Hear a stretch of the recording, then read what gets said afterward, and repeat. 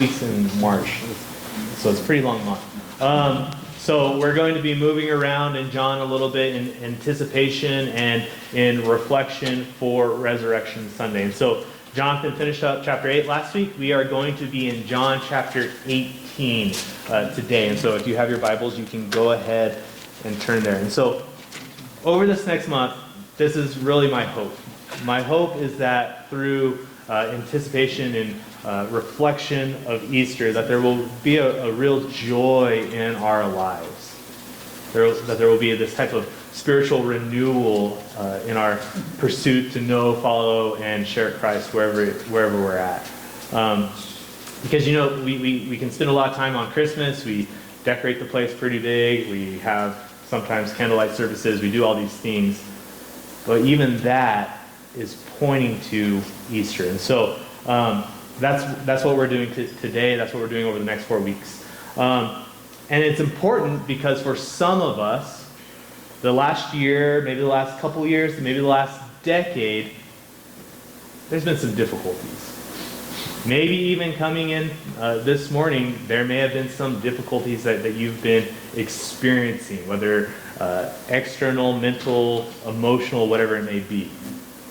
You know, the low-hanging fruit, there were fires a couple of years ago, right? For some of us, there's that diagnosis of a loved one.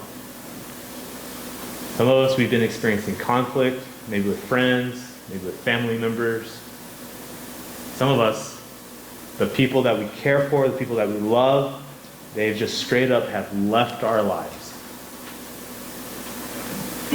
But on the other end, maybe it's not. Maybe it doesn't seem as that extreme. Maybe there's disappointment in something. Maybe the successes in life that you've been hoping for, they just never happen, right? That person you've been sharing with, time and time again, they're just not believing. Maybe those kids that you have, that you pray for, that you work for, you have all those efforts to raise them, they're still crazy. Maybe instead of financial success, there's more debt. Maybe instead of attaining that dream that you have for your life just seems to get further and further and further away. And through it all, you've been faithful. You care so much for God. You've been sharing the gospel. You've been following Him. You've been repenting. You've been reading. You've been praying. But then the difficulties still come. And then for some of us, this thought comes into our head. We care about God, but why does it seem like He does not care about us? Like, you might not vocalize it that way, you may not even say it out loud, but that thought or that feeling does pop in. And maybe we phrase it a little bit differently. Maybe it's not so much that He doesn't care about us, but why does it seem like we care more about God than He cares about us? And that leads us in today's passage. Jesus, He's going to be handed over to the religious authorities heading into His hour. Now remember, Jesus, He's been talking about His hour since chapter 1, right?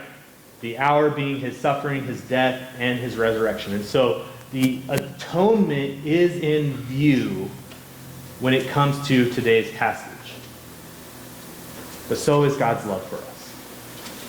So is the depths of His care for us, which will be on display as well. So let's go ahead and pray, and we'll look at the first 27 verses of John chapter 18.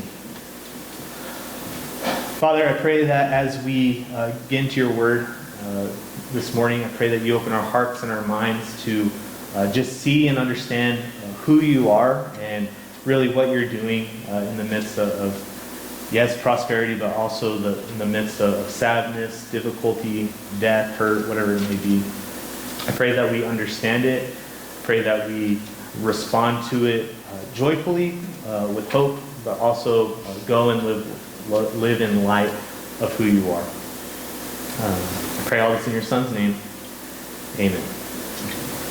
So again, we're at the night of Jesus' betrayal. And so the next day, Jesus is going to be crucified. And so there's a couple of things to keep in mind as we look at this passage. So again, Jesus, from the very beginning, has said that this is going to happen. He's going to suffer, he's going to die, he's even going to come back to life. He said it multiple times. So it should not come to a surprise to anyone that this is about to happen. Keep that in mind. When we look at chapter 13, remember in that moment, Peter himself says that he would lay down his life for Jesus, to which Jesus says Peter will actually deny him 3 times before the rooster crows. So keep that in mind. And then chapter 17, the immediate context. Jesus is praying, and presumably this is when his disciples, he tells them to pray, but what happens with the disciples? They fall asleep. And so that leads us into chapter 18. The hour has come. So go ahead and look at verse 1. It says, when Jesus had spoken these words, he went forth with his disciples over the ravine of the Kidron, where there was a garden, in which he entered with his disciples. Now Judas also, who was betraying him, knew the place, for Jesus had often met there with his disciples. Judas then, having received the Roman cohort and officers from the chief priests and the Pharisees, came there with lanterns and torches and weapons. So Jesus, he takes his disciples to a garden. Now, in the other accounts, we know that this is Gethsemane, and we know that Judas comes and betrays Jesus with a kiss. Now notice it says that Judas received the Roman cohort and officers. Now, a Roman cohort, that can range anywhere from 200 to 1,000 soldiers. Okay, they were usually in the area at this time during the big feasts, which if you know the context, this is during Passover. So they're in the area. They are not the primary authorities in this instance. Okay? They are just here as backup in case something goes bad. The primary people here to pick up Jesus are the officers from the chief priests and the Pharisees. These are the temple police. Okay? And so Jesus, he takes his disciples to this garden, and Judas comes with all these officials. Seems like the garden is probably not the best place to hide, right? Like throughout history, if someone didn't want to be found, they could very easily make it where no one could find them. The first person that came to my mind was, remember when Osama bin Laden, when everyone was trying to find him for about a decade, maybe more, right? From 2001 to 2011, no one could find him. America, the best military in the world, couldn't find him. And that was with him even leaving videos. You remember that? He was someone that did not want to be found. And so, when we come to Jesus, when we understand all these claims that he made about himself, that he is God, that he's all-knowing, all these things, did he just miscalculate by choosing the garden? Verse 4. So Jesus, knowing all the things that were coming upon him, went forth and said to them, whom do you seek? So specifically it says that Jesus knew all the things that were coming upon him. Jesus knew what was about to happen. Because again, multiple times he said that this was going to happen. He has said, has claimed, and has shown that he is God. And he has even said that multiple times himself, that he is God, which he does here in a minute as well. Verses 5 and 6. So he asks, who do you seek? Verse 5, and they answered him, Jesus the Nazarene. He said to them, I am he. And Judas also, who was betraying him, was standing with them. So when he said to them, I am he, they drew back and fell to the ground. So Jesus says, I'm he. Which, again, makes us think about all the I am statements that Jesus has made at this point. Jesus is not just saying, hey, I'm the person that you're looking for. He is saying, I am God. And we know that is to be taken that way because what does everyone do in response to that? It says they drew back and fell to the ground.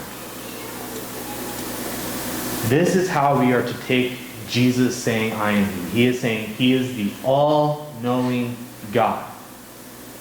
He knew what was going to happen. He said it was going to happen. And now it is happening.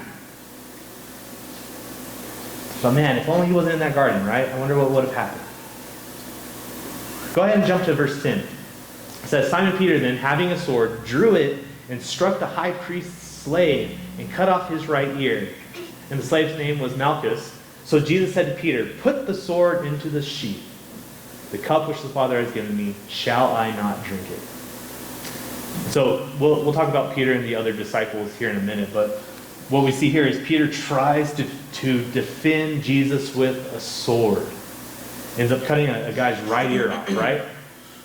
Now, most likely, this was a small knife that was meant to kill, not maim. So think about how and he missed. So he was trying to do a death shot, and he just cut someone's ear off. And so think about all the misconceptions about Jesus. He's some political revolutionary, some military guy, hopefully going to restore Israel to its former glory. If that was true, Peter would you would not trust the people that is in his military, right? If Peter is any indication of that. He's going for a death blow and he just cuts off a guy's ear. And so Jesus tells him to put his sword on. To which he says, the cup which the Father has given me, shall I not drink it? Now, the cup in the Old Testament, that was connected to God's wrath. And notice who has given it to Jesus. The Father. Not from man, but God himself. So in other words, Jesus is staking a claim to being God, and he himself is drinking the wrath that man deserves. See, the reality of this night is that Jesus did not go to the garden to hide. Jesus went into the garden to be found. That's the whole reason he was sent, right? Remember John 3:17. He was sent into the world by the Father to save it. And without, according to Hebrews 9:22, without the shedding of blood, there is no remission of sin. And so he is going to take the wrath that we deserve willingly. And through all of it, he is totally in control. You see, the sovereign, omniscient God is giving himself over to take the wrath that sinful man deserves. In theology, this is called the penal substitutionary atonement, right? There's a penalty we deserve. We deserve God's wrath. But Jesus is the substitution for that. And it was planned all the way back as soon as man fell in Genesis chapter 3. You see, the reality is that God, he didn't just stumble into saving us. He was like, oh man, I feel like being man today. He didn't miscalculate going to the garden that night.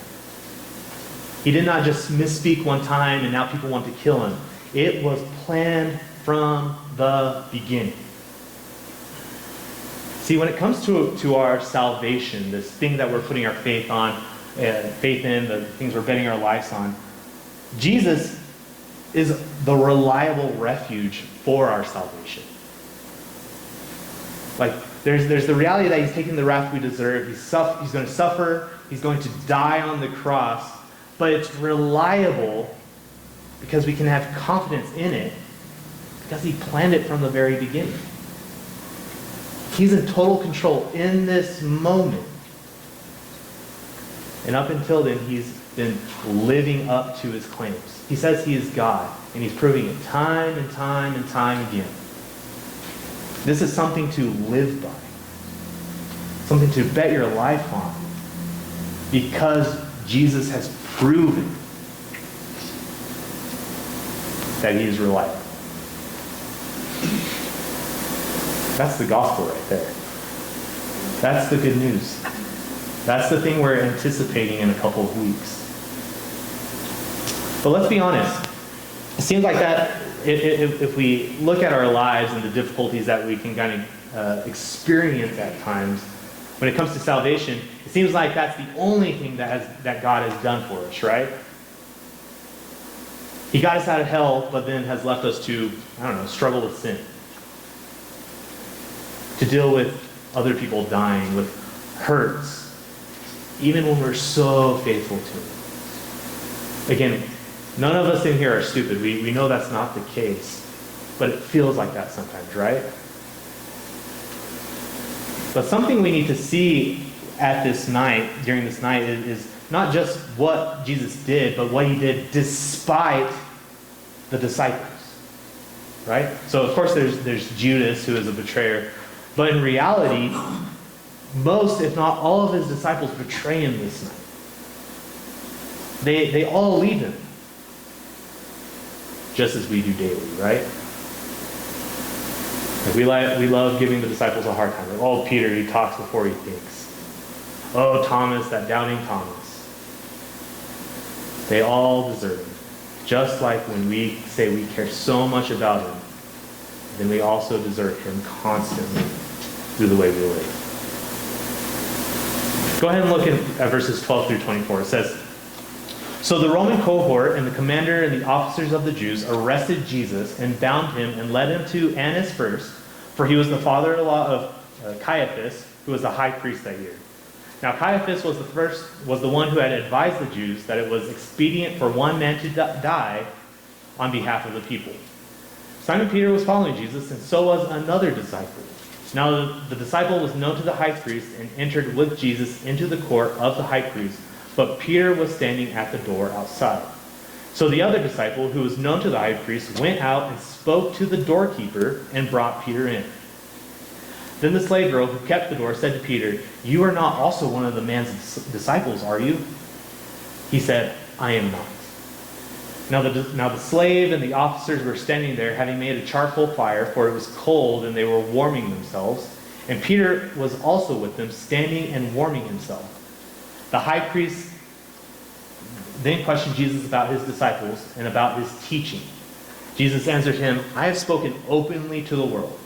I always taught in synagogues and in the temple where all the Jews come together, and I spoke nothing in secret. Why do you question me? Question those who have heard what I spoke to them. They know what I said.' When he had said this, one of the officers standing nearby struck Jesus, saying, 'Is that the way you answer the high priest?' Jesus answered him, 'If I have spoken wrongly, testify of the wrong. But if rightly, why do you seek to strike me?'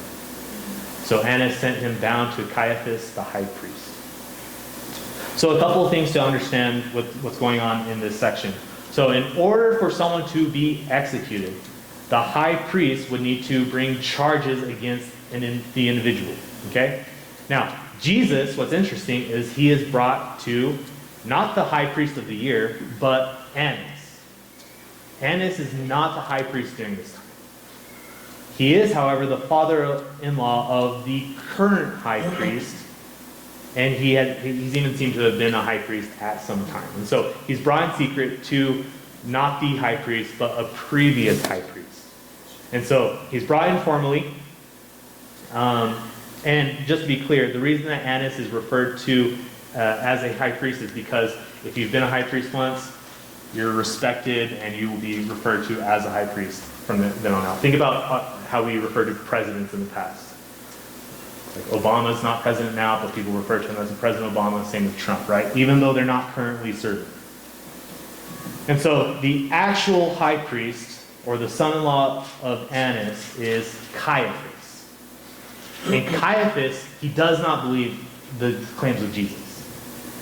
But he does have an interesting prophecy in John 11:51 through 52, saying that Jesus would die for the nation. Again, that goes back and there's double meaning behind that. We understand it as pointing to Jesus' atonement. But in 19 through 25, in verse 19, they're questioning Jesus about His disciples and His teaching. And so the issue to them is theological in nature. Okay? And according to their law, in order to bring charges against someone, you need 2 or more witnesses. And that's why Jesus says, "Everything I've said in private, I have also said in public." So where are the witnesses? And so in a clever way, in a correct way, what he's doing, he's actually rebuking Annas. And that's why Jesus is struck. And so this whole section, it ends with Jesus being taken to Caiaphas. Now, where are the disciples at this time? Peter, he was quick to say that he would never leave Jesus, right? Remember that? Peter, he was even quick to fight, poorly, but he was quick to fight on behalf of Jesus. 1:15 through 20, there's two disciples. There's Peter and an unnamed disciple, most likely John, who seemed to have a pretty good relationship with the religious system at the time. Where's Peter at? He's keeping his distance, right? And just as Jesus had said, Peter even denied him, right? He's at a fire, he's warming himself, and a slave girl asks, "You are not also one of this man's disciples, are you?" Again, he was ready to kill someone. But he says, "I am not." Peter, who would never leave, who would even fight for Jesus, denies him. And as many of us know, it does not just happen once, but two more times. Look at verses 25 through 27. Now Simon Peter was standing and warming himself, so they said to him, "You are not also one of his disciples, are you?" He denied it and said, "I am not." One of the slaves of the high priest, being a relative of the one whose ear Peter cut off, said, "Did I not see you in the garden with him?" Peter then denied it again, and immediately a rooster crowed. And so when it comes to these disciples, again, we look at Judas like, "Oh, that guy is awful. Don't be like him." But then Peter, he's quick to speak. And we think, "Oh, how foolish. Why would he do that? I would be so much different," right? But here's the reality. We are just like Peter. We're just like all of them. Peter was confident. He cared a lot about Jesus, even to the point of even rebuking him. Remember that? Jesus says, "I'm going to die." "No, you're not." And as we just saw, he was even willing to kill a guy for Jesus. Under the right circumstances, we care about Jesus. We have a depth to it, right? We go to church, we try to read our Bibles, we try to pray, but then when times get difficult or Jesus doesn't fit our presuppositions about life, or we don't get the success that we think we're owed because we've been faithful, a lot of times we abandon him, just like all the disciples. See, there's a reality in this passage, and it's not meant to sound weighty or hard. There's actually good news in it as well. But the reality is despite how we feel, despite the circumstances, Jesus cares more about us than we ever care about him. Even here with the apostles, you can see that with Jesus. There is a physical illustration about a spiritual reality within these verses. Go ahead and jump back to verses 1 through 11. So remember again, Jesus asks, "Whom do you seek?" The cohorts, the officers are there. They're ready to take Jesus, and Jesus asks them plainly, "Whom do you seek?" He does that because he wants to make sure he is the only one taken that night. And they clarify, it's only Jesus we're after. In verse 7 and 9, again, it says, "Therefore he again asked them, 'Whom do you seek?' And they said, 'Jesus the Nazarene.' Jesus answered, 'I told you that I am he. So if you seek me, let these go their way. To fulfill the word which he spoke, of those whom you have given me, I lost not one.'" See, there is a spiritual reality that is on display physically here. We call this the security of the believer. Meaning that nothing can separate you from the love of God. Jesus has you. And meaning that because of Jesus, you are able to persevere. Another way of phrasing this is the perseverance of the saints. Jesus has been saying this time and time and time again, all throughout this gospel. In John 6:39, This is the will of him who sent me, that all that he has given me, I lose nothing, but raise it up on the last day. John 10:27-28. My sheep hear my voice, and I know them, and they follow me, and I give them life to them, and they will never perish, and no one will snatch them out of my hand. And even John 17:12. Jesus is praying and says, while I was with them, I was keeping them in which you have given me, and I guarded them, and not one of them perished. Jesus' disciples, they're a mess, right? He knew that they would abandon him. He knew that Peter would deny him not once, twice, but 3 times. But the good shepherd voluntarily chose death to save the life of his sheep. And he kept them safe. And that's true for us as well. We are all in this, right? Even coming this morning, times are chaotic, there's sin, we're weak in multiple areas of our life, whether it's family, friends, work, whatever it may be. The reality is that Jesus knew the mess he was saving when he saved you. And even when life gets difficult, even when life is good, he is sustaining you. The reason that you're able to be faithful even when times are difficult is because of this sustaining right here. He is with you. He loves you. There's a depth of care that we cannot even fathom in the good times, but also in the bad times. He has such a vast love for us. And in response to that, it should lead us to faithfully love Jesus back. Remember, he loved us.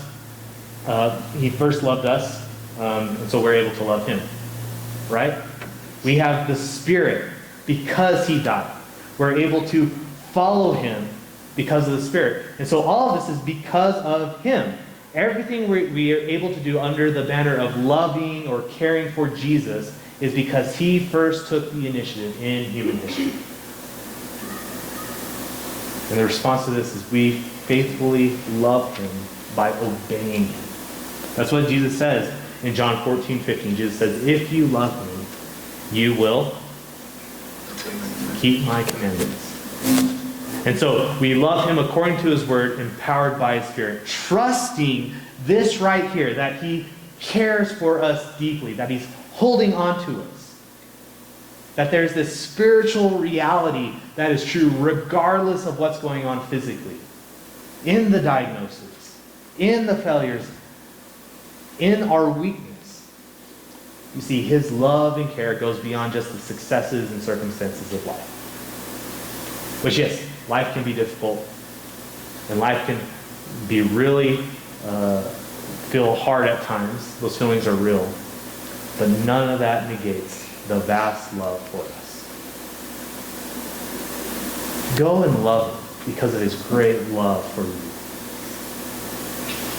But also, another implication is, think about it. If Jesus has a vast love for us, for his people, then we should also have a vast love for those that he loved, right?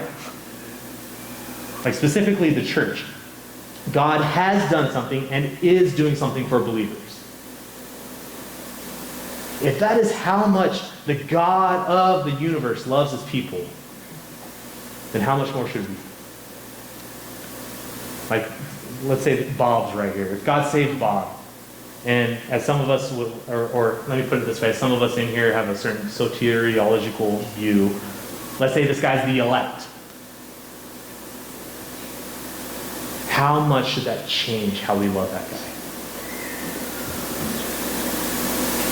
How much should that change how we're able to bear with that person in their weakness, in their annoyances of life? In John 13:34, as I have loved you, Jesus says, so you must love one another. There is a depth of love for us, but then there should also be a depth of love for one another. See, the sovereign, omniscient God gave himself over to take the wrath that we deserve, and because he loves us so much. And he loves us so much more than we do him. And so remember that. Remember what Jesus went through for his disciples, but remember what he is doing right now on your behalf. Even in the midst of the greatest adversity of life, he cares for you and is doing things that you cannot even imagine. Let that fuel your faith. Let that fuel your obedience. Let that fuel your love for Jesus and for one another. Let's pray. Father, I just thank you for your great love for us. I thank you for your Son who is taking as we see here, the wrath that we all deserve, that none of us wants to take, but that we all deserve. I thank you that you're not indifferent to us, that you care for us deeply, that you are caring for us presently right now. And I pray that we remember that in the good times, but also in the bad. As we take the Lord's Supper, as we go and spend time together, as we go and do our own things after service, help us to live in light of that. Help us to love you, help us to obey you, not to appease you or anything like that, but because of your great love for us.